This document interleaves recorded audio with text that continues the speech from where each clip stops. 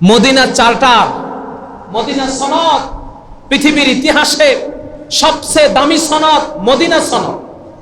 এটা কাফের মুশরিকদের সাথে রাসূল সাল্লাল্লাহু আলাইহি সাল্লাম করেছেন। এই মদিনা চার্টার করেছেন, পিস ডায়ালগ দিয়েছেন, শান্তির বার্তা দিয়েছেন মদিনা সনদের মাধ্যমে। মদিনা সনদ করার কারণে মক্কার মানুষ মদিনায় যেত, মদিনার মানুষ মক্কায় আসত। এর আগে কিন্তু কেউ কোনো দিকে যেতে পারত না। রাসূল সাল্লাল্লাহু আলাইহি সাল্লাম কাফেরদের সাথে সন্ধি চুক্তি করলেন। সন্ধি চুক্তি করার মাধ্যমে মক্কা মদিনার মানুষের মধ্যে শান্তি চলে আসলো, শান্তিপূর্ণ সহাবস্থান ইহুদিদের সাথে রাসূল সাল্লাল্লাহু আলাইহি সাল্লাম করেছেন।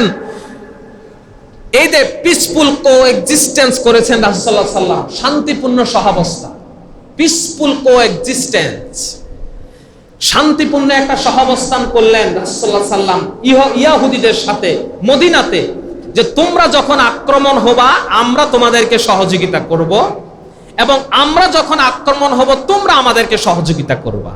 এটা রাসূল সাল্লাল্লাহু আলাইহি সাল্লাম করেছেন মদিনার ইহুদিদের সাথে। পিসফুল কোএক্সিস্টেন্স, সহাবস্থান, শান্তিপূর্ণ সহাবস্থান। তো এই কারণে যারা সংখ্যালঘু আছে, যারা অন্য ধর্মের লোক আছে, তাদের সাথে আমাদেরকে এরকম পিসফুল কোএক্সিস্টেন্স করতে হবে, একটা সহাবস্থান শান্তিপূর্ণ। তোমরা যখন আক্রমণ হবা আমরা তোমাদেরকে সহযোগিতা করব, আমরা আক্রমণ হলে আমাদেরকেও তোমরা সহযোগিতা করবা। অর্থাৎ সবাই মিলে আমরা এক দেশের নাগরিক হিসেবে থাকব। এটা অন্য ধর্মের সাথে করা যায়, যেটা রাসূল সাল্লাল্লাহু আলাইহি সাল্লাম করেছেন, ইহুদিদের সাথে করেছেন। এই যে মদিনা চার্টার করলেন, মদিনা সনদ করলেন, এক দেশের সাথে আরেক দেশ, এক দেশের সাথে আরেক দেশ রাসূল সাল্লাল্লাহু আলাইহি সাল্লাম শান্তি চুক্তি করলেন। শান্তি চুক্তির মাধ্যমে দেখা গেছে ইসলাম চারদিকে ছড়িয়ে যেতে লাগলো। মুসলমানেরা মক্কায় আসা যাওয়া করা শুরু করলো। এর মাধ্যমে ইসলামের বাণী তারা সব জায়গায় ছড়িয়ে দিতে লাগলো। এটাই হলো শান্তি, সমঝোতা। কিন্তু কখনো উগ্রতাকে ইসলাম সাপোর্ট করে না। সাম্প্রদায়িকতা, অন্য ধর্মের উপরে আঘাত, এটা ইসলাম কখনো সাপোর্ট করে না। রাসূল সাল্লাল্লাহু আলাইহি সাল্লাম তো এটা বারবার নিষেধ করে দিয়েছেন, অন্য ধর্মকে কখনো গালি দিবা না। রাসূল সাল্লাল্লাহু আলাইহি সাল্লাম সাহাবাদেরকে বললেন, ও আমার সাহাবারা, তোমরা সংখ্যা অনেক বেশি, তোমরা যদি কোনো সংখ্যালঘু কোনো অন্য ধর্মের মানুষের উপরে আঘাত করো, তাহলে কিয়ামতের দিন আমি নবী আল্লাহর সামনে তোমার বিরুদ্ধে ওই অন্য ধর্মের মানুষের পক্ষে দাঁড়িয়ে যাব। সুবহানাল্লাহ। রাসূল বলেন সাহাবাদেরকে যে অন্য ধর্মের মানুষ, দুর্বল মানুষ, তোমরা যদি তার উপরে আঘাত করো, তোমরা যদি তাদের জমি জোর করে দখল করে নিয়ে যাও, তাহলে মনে রাখবা কিয়ামতের দিন আমি ওই সংখ্যালঘুর পক্ষে দাঁড়িয়ে যাব, এবং তুমি মুসলমান হওয়া সত্ত্বেও তোমার বিরুদ্ধে দাঁড়িয়ে যাব, তোমার বিরুদ্ধে আমি দাঁড়িয়ে যাব। তো কিয়ামতের দিন রাসূল সাল্লাল্লাহু আলাইহি সাল্লাম যদি কারো বিরুদ্ধে দাঁড়িয়ে যায়, তার কি জান্নাত পাওয়ার কোনো সম্ভাবনা আছে? কোনো সম্ভাবনা নেই। রাসূল বলে আমি অন্য ধর্মের মানুষের জন্য দাঁড়িয়ে যাব যদি তুমি তার উপরে নির্যাতন করো। তাহলে এত সুন্দর বাণী, এত সুন্দর বাণী কে দিবে আপনাকে? কোন ধর্ম দিবে? কোন ধর্মের লোকে দিবে আপনাকে এত সুন্দর বাণী? এটা একমাত্র ইসলাম দিয়েছে। রাসূল সাল্লাল্লাহু আলাইহি সাল্লাম এইভাবে দাওয়াত দিতে লাগলেন, কুল ইয়া আহলাল কিতাবি তাআলাউ ইলা কালিমাতিন সাওয়াইম বাইনানা ওয়া বাইনাকুম আল্লা না'বুদা ইল্লাল্লাহ ওয়া লা নুশরিকা বিহি শাইয়্যান ওয়া লা ইয়াত্তাখিযা বা'দুনা বা'দা আরবাবাম মিন দুনিল্লাহ فإن تولوا فقولوا اشهدوا بأننا مسلمون। রাসূল সাল্লাল্লাহু আলাইহি সাল্লাম বলেন, আপনি বলুন রাসূলকে বললেন, আপনি বলুন হে আহলে কিতাবগণ, অর্থাৎ আহলে কিতাবদেরকে বলছেন, খ্রিস্টানদেরকে বলছেন, হে আহলে কিতাবগণ, এসো সেই কথায় যা আমাদের ও তোমাদের মধ্যে এক। রাসূল আহলে কিতাবদেরকে বলছেন, আসো, সহাবস্থারে আসো, এক কথার উপরে আসো, যা আমাদের এবং তোমাদের মধ্যে একই কথা, যেন আমরা একমাত্র আল্লাহ ছাড়া কারো ইবাদত না করি, তার সাথে কোনো কাউকে আমরা শরীক না করি, এবং আমাদের কেউ আল্লাহ ছাড়া একে অন্যকে রব হিসাবে গ্রহণ না করি। তারপর যদি তারা মুখ ফিরিয়ে নেয়, তাহলে তোমরা বলো, তোমরা সাক্ষী থাকো যে নিশ্চয় আমরা মুসলমান। আল্লাহ রাব্বুল আলামিন রাসূলকে বলেন, ও রাসূল, আপনি বলেন, আসো আমরা এক কথার উপরে চলে আসি। রাসূল ইহুদিদেরকে, অন্য ধর্মের মানুষকে রাসূল দাওয়াত দিতে লাগলেন। রোমের সম্রাট হিরাক্লিয়াসের কাছে রাসূল দাওয়াত পাঠালেন। হিরাক্লিয়াসের কাছে দাওয়াত পাঠালেন। আল্লাহর পক্ষ থেকে, নবীর পক্ষ থেকে তাকে দ্বীনের দাওয়াত দিতে লাগলেন। হিরাক্লিয়াসকে বললেন ফা আসলিম তাসলাম, ইসলাম গ্রহণ করো, শান্তিতে থাকবা।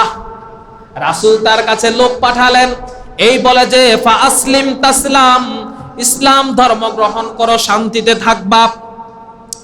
আসলিম ইউতিকাল্লাহ আজরাকা মাররাতাইন, আল্লাহ রাব্বুল আলামিন তাহলে তোমাকে দ্বিগুণ নেকি দান করে দিবেন। ফা ইন তাওয়াল্লাইতা ফা ইন্না আলাইকা ইসমাল আরসিন, আর যদি তুমি ইসলাম স্বীকার না করো, তাহলে তোমাদের প্রজাদের পাপ তোমার উপরে চলে আসবে। হিরাক্লিয়াসকে রাসূল বললেন, ইসলাম গ্রহণ করো, শান্তির মধ্যে থাকবা, আল্লাহ তো রাব্বুল আলামিন তোমাকে 2 গুণ বেশি সম্মান দিয়ে দিবেন। আর মনে রাখো, যদি তুমি ইসলাম ধর্ম গ্রহণ না করো, তোমার রাজ্যের যত প্রজা আছে, সকল প্রজাদের পাপগুলা তোমার আমলনামায় উঠে যাবে।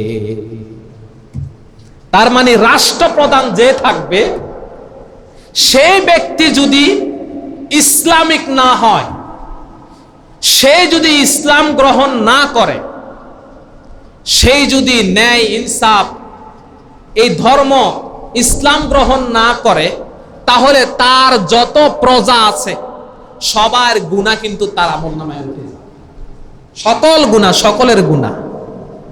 এই জন্য রাসূল সাল্লাল্লাহু আলাইহি সাল্লাম হিরাক্লিয়াসকে বললেন, আসো ইসলাম গ্রহণ করো। আবার মদিনার ইহুদি নাসারাদেরকে রাসূল বললেন, তাদেরকে সাথে নিয়ে বসলেন, বললেন, আসো, আমাদের অন্য কথা বাদ দাও, অন্য যেগুলো আছে এগুলা বাদ দাও, আমাদের মধ্যে অনেক মতবিরোধ আছে, এগুলা বাদ দাও, কিন্তু আমরা এক কথায় চলে আসো। এক কথা কি? যে তোমরা যাকে রব বলো, আমরাও তাকে রব বলি। আমাদের রব তো একজন, রব আল্লাহ, কোন মানুষ আমাদের রব হতে পারে না।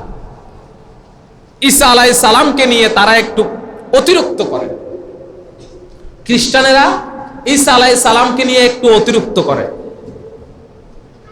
মুসা আলাইহিস সালামকে নিয়ে ইহুদিরা একটু অতিরিক্ত করে। এই জন্য রাসূল বললেন, আসো, ওগুলা বাদ দাও, আমাদের এক কাতারে আমরা চলে আসি, এক কথার উপরে আমরা চলে আসি। আমাদের রব, তোমাদের রব একজন, অন্য কেউ আমাদের রব না, এই কথার উপরে আমরা চলে আসি। অর্থাৎ দ্বীনের দাওয়াত, ইসলামের দাওয়াত কত সুকৌশলে, কত চমৎকার ভাবে রাসূল সেই সংখ্যালঘু, অর্থাৎ যারা অন্য ধর্মের, তাদের কাছে দিয়েছে, কত চমৎকার ভাবে দিয়েছে দ্বীনের দাওয়াত, ইসলামের দাওয়াত। কিন্তু রাসূল সাল্লাল্লাহু আলাইহি সাল্লাম এই ইহুদিদের সাথেও সমঝোতা করেছেন, তাদের সাথেও বসেছেন। রাসূল তাদেরকে বন্ধু বানিয়েছেন, ইহুদিদেরকে বন্ধু বানিয়েছেন সন্ধির মাধ্যমে। মক্কার মানুষদেরকে বন্ধু বানিয়েছেন মদিনা চার্টারের মাধ্যমে। কিন্তু আমরা মুসলমানেরা বর্তমানে একজন আরেকজনকে বন্ধু বানাইতে পারি না।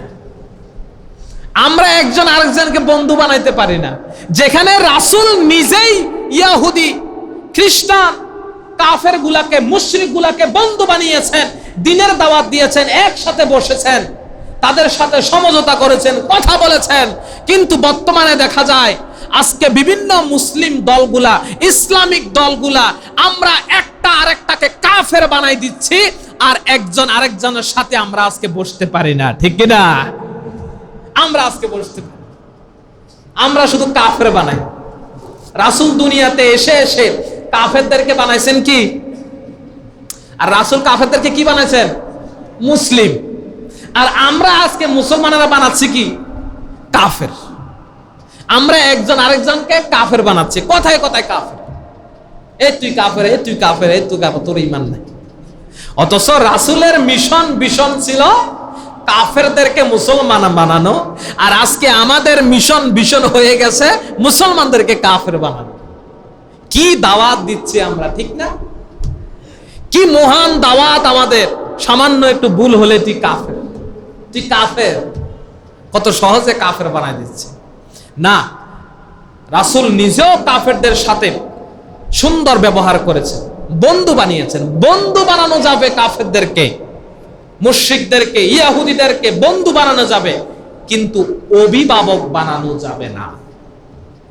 অভিভাবক বুঝছেন তো? তাদেরকে অভিভাবক বানানো যাবে না, তাদেরকে নেতা বানানো যাবে না, গার্ডিয়ান বানানো যাবে, কিন্তু বন্ধু বানানো যাবে। আউলিয়া, এটার বেশ কয়েকটা সমার্থক শব্দ আছে, সিনোনিমস আছে, তাই আপনি ওদেরকে গার্ডিয়ান বানাতে পারবেন না। এইভাবে রাসূল সাল্লাল্লাহু আলাইহি সাল্লাম তাদেরকে দাওয়াত দিতে লাগলেন। রাসূল সাল্লাল্লাহু আলাইহি সাল্লাম কাফেরদেরকে বললেন, আমরা একমাত্র আল্লাহ ছাড়া কারো ইবাদত না করি, তার সাথে কোনো কিছুকে শরীক না করি, আমাদের কেউ আল্লাহ ছাড়া একে অন্যকে রব হিসাবে গ্রহণ না করি। তারপর যদি তারা মুখ ফিরিয়ে নেয়, তাহলে তোমরা বলো, তোমরা সাক্ষী থাকো, নিশ্চয় আমরা মুসলমান ছিলাম। তোমরা সাক্ষী থেকো, আমরা আমাদের কাজে ঠিক আছি। দাওয়াত দাও, দাওয়াত দাও, হতাশ হওয়ার দরকার নাই। দাওয়াত, আমাদের কাজ হলো দাওয়াত দেয়া।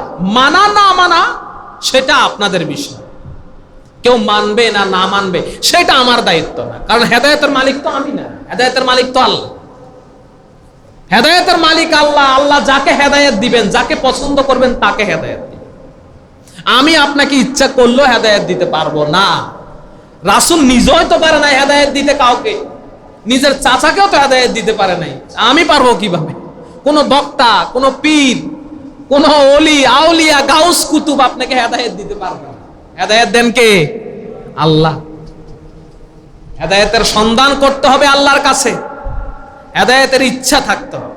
তো যেই কথাটা